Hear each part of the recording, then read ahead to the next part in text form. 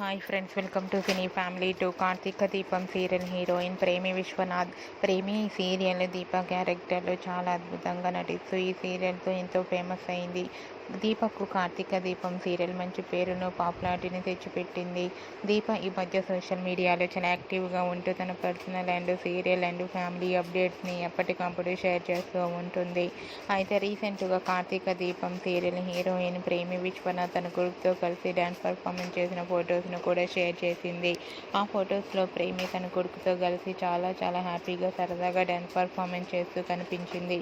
ఆ ఫొటోస్ చూసిన వారంతా వావ్ సూపర్ అంటూ కామెంట్స్ పెడుతున్నారు.